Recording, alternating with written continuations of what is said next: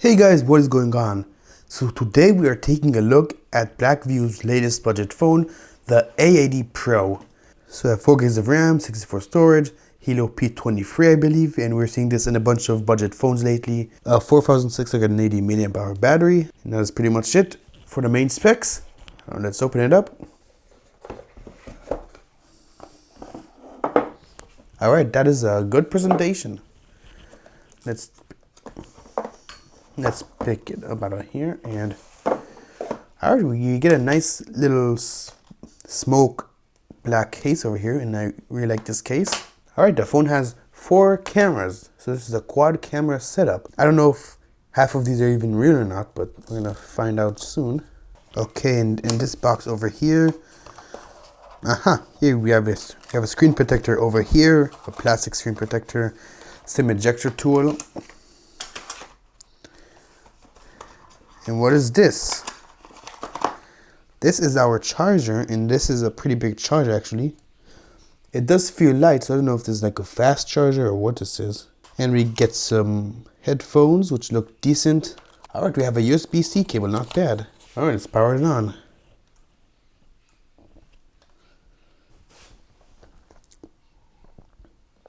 Alright, first impressions, display looks nice.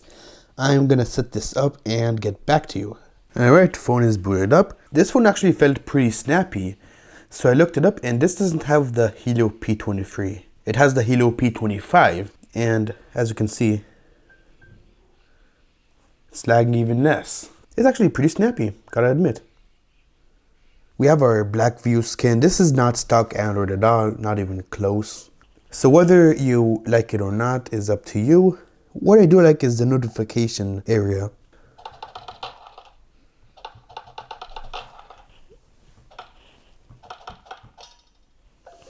Okay, not lagging not even lagging slightly.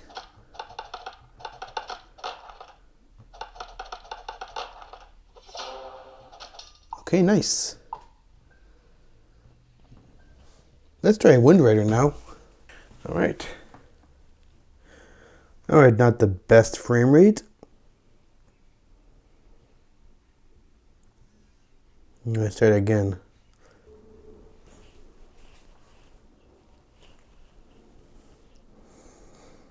Alright, it is playable, just not the highest frame rate, that's all.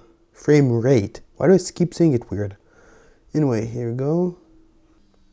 Alright, so this chipset is just like the Helio P23 in terms of gaming. Medium to light games, but heavy games you're gonna have a problem. I think the main difference between the Helio P25 and Helio P23 is that the P25 is better in terms of daily use, like, you know, multitasking, switching between apps. So as you can see, it is pretty quick. Alright, let's try YouTube now.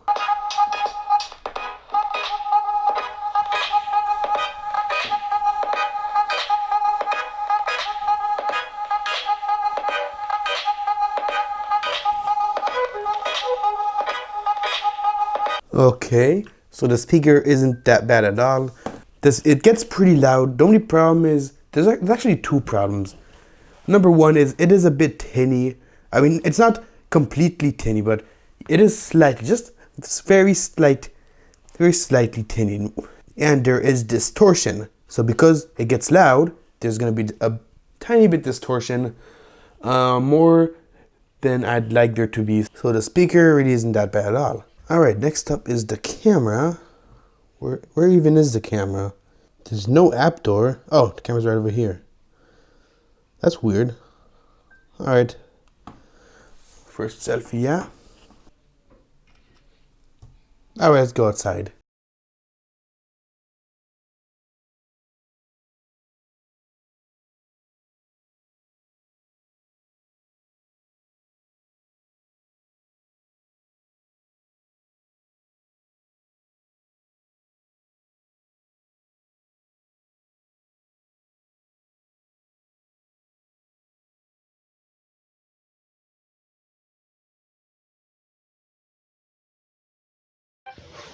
Okay, this is rear-facing video on the Blackview A80 Pro Full HD.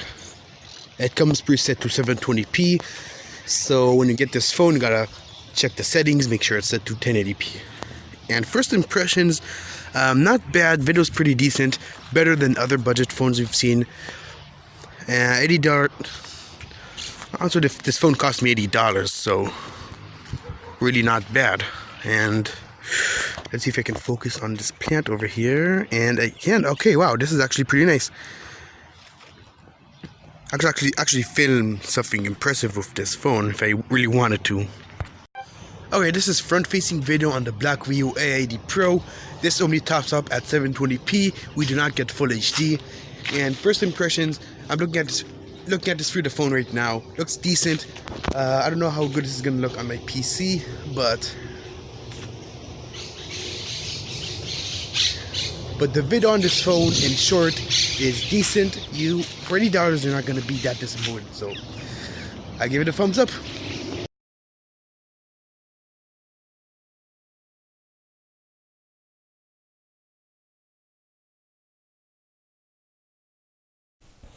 Alright, one thing you should know, it does have a notification LED, which is pretty nice. I know a lot of people like that feature.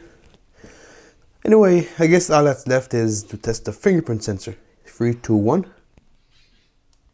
Okay, not bad. 3, 2, 1. Not bad. 3, 2, 1. Okay, it's pretty quick actually. 3, 2, 1. Okay, so pretty quick, pretty reliable. More reliable than the Elephone PX, that's for sure. And I think what helps is that instead of the sensor being flush with the body, they actually caved it in a little bit. So it's easy to find. I mean, I think it's a bit too high, but other than that, it's great. It's a good fingerprint sensor. Okay, I just tested the call quality, and call quality is pretty decent. It gets loud, no problems whatsoever. Also, the cameras, I mean, they're all fake. Only one is real. I've looked in the camera app. There's no wide angle or telephoto to be found.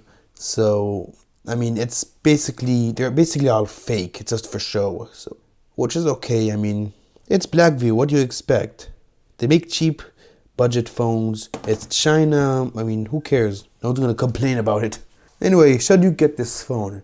And I'm gonna say yes, because the display is nice. You have a teardrop and a chin, but it's not really that noticeable because the display is so big. It does pretty well with gaming. Also tasks like this, I mean, it's pretty quick. If you don't like the scan, you can always use a custom launcher. That's what I always do. This one cost me $80, and for that, it is absolutely worth it. So yeah, that is pretty much it. Thank you so much for watching. If you have any other questions, leave them in the comments below, and I'll try to answer them. So I will see you in the next video. Peace.